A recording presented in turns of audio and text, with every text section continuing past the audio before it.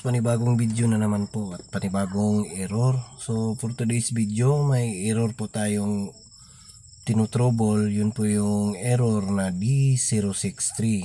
So ang ano po pala nito mga boss sa unit, yung reaction po nito pag may ganitong error is pumipitik po yung deeper na function. So yan po, naka-flash po sa screen. Tapos ang pag-trouble po nito mga boss, meron po kasi itong solenoid na naka ano lang talaga para sa kanyang arm to speed. So kikita nyo po ang mga solenoid valve yung sa dulo.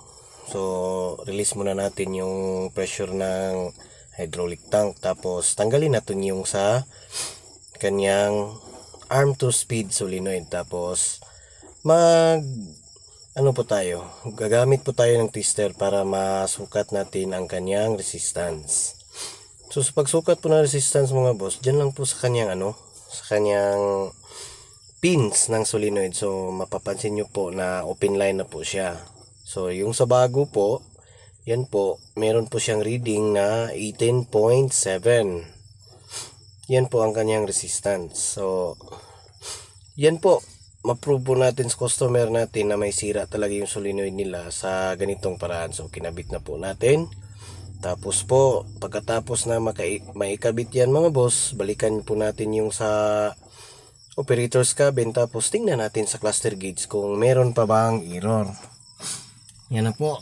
Tapos huwag po nating kalimutan na i-delete po yung error sa kanyang memory para po hindi na po yan lalabas sa kanyang trouble history pag nag-scan po tayo sa kanyang trouble history. So yan po, antayin lang po natin na lumabas yung no error. Tapos pwede na po nating i-try or i-test ang unit kung okay na ba ang kanyang galawan. So yan po, na-delete na po natin, wala na rin yung D063. So testingin na po natin. Yan po, nakapatong na po ang operator. Tapos tinitesting na niya yung lakas, kung pumipitik pa ba. So sa awa naman ng Diyos, nawala na yung error niya at saka yung kanyang nirereklamo na pumipitik yung deeper in. So yan po mga boss, sana po may matutunan kayo sa channel ko. At sa mga bago lang po sa channel ko, huwag niyo pong kalimutang mag-subscribe, mag-like and share na rin po sa mga video. Tapos pakihit na rin po yung notification bell para po maging updated kayo sa mga bagong video na gagawin ko.